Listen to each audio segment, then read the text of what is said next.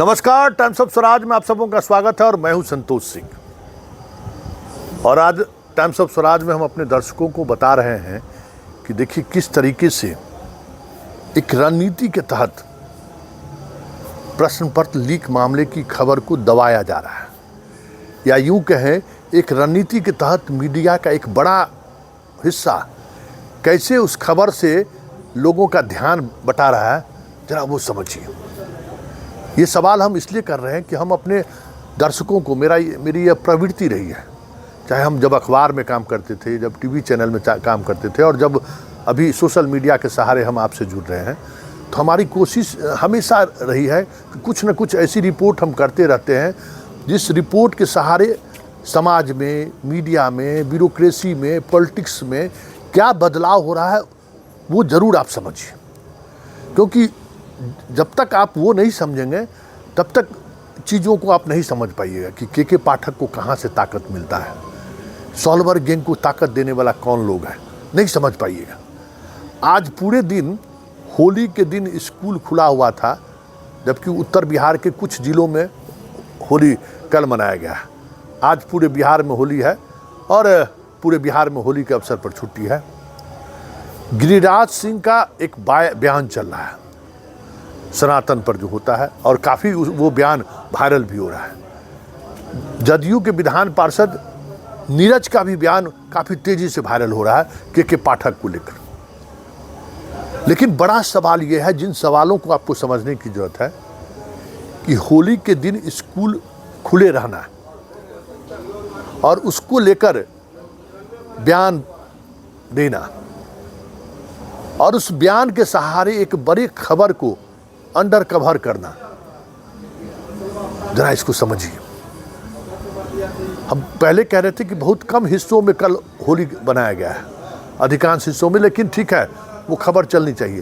लेकिन किसी पत्रकार ने क्या गिरिराज सिंह से ये सवाल किया कि आपके राज्य में प्रश्न पत्र लीक हुआ है, इस तरीके से परीक्षा में गैंग काम कर रहा है? नीरज के पास कभी कोई पत्रकार जाकर इस पर सवाल कर रहा है? संजीव जो विधान पार्षद है, पाठक को लेकर बड़ा एग्रेसिव है, किसी पत्रकार ने जाकर उनसे सवाल पूछा क्या कि प्रश्न पत्र लीक हो गया, उस पर आपका क्या कहना है? सो प्रश्न पत्र लीक को लेकर पिछले 72 घंटों में देखिए कोई खबर आई है किसी मीडिया हाउस में? क्या यूट्यूब चैनल पर कहीं कोई खबर है? जरा गौर करिए। सारे यूट्यूब पर जहां परीक्षा में सॉल्वर गैंग के लेकर जो खबरें चल रही थी, अचानक बंद हो गया है। और खबर वही है कि एक दौर में बिहार के सोशल मीडिया को एक अलग नैरेटिव सेट करने वाला जो ग्रुप था ना, जिसमें एक बड़ा यूट्यूबर्स भी था, एक वैशाली का कोचिंग चलाने वाला भी था, आजकल मुखिया बन गया है, एक बड़ा शख्सियत तो है ही। इन लोगों ने जो नैरेटिव सेट करने की कोशिश की बिहार में सोशल मीडिया के द्वारा, वो गैंग अचानक फिर सक्रिय हो गया है।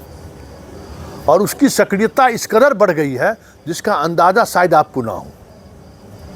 इस स्तर पर सक्रियता बढ़ गई है कि पूरी खबर को ही, पेपर लीक मामले की खबर को कैसे डाइवर्ट किया जाता है, इसके लिए सनातन पर चलो, के पाठक पर हमला बोलो, के पाठक के कई तरह के सवाल को लेकर वीडियो वायरल करो, ये चीज़ें चलनी शुरू हो गई है। और इसका असर आने वाले दिनों में आपको दिखेगा कि प्रश्न पत्र लीक मामले को लेकर जिन्हें बचाने की कोशिश हो रही है, आज ही हम सुबह में चलाए हैं कि गुप्ता का आना, और अभी तो एक लड़का हमको, चौरसिया का गांव का लड़का अभी फ़ोन किया हमको, हम जानते नहीं है कि वो कौन है।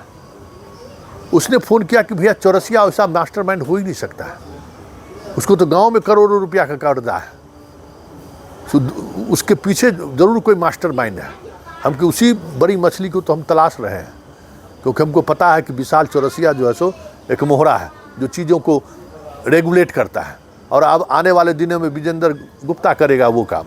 अब इसका हो गया, इसका खेल ख़त्म हो गया। अब बहुत चर्चा हो गई इसके नाम का, अब खेल ख़त्म, जेल में जाएगा, सजा उजा हो जाएगा, खेल ख़त्म, बाहर हो जाएगा। लेकिन जो मेन मछली है, बड़ी मछली, जो इस खेल को अंजाम देता है, अंजाम तक पहुंचाता है। जैसे ही उसकी चर्चा शुरू होती है तो चीज़ों को कैसे डाइवर्ट किया जाता है वो आज के इस नैरेटिव से समझ सकते हैं।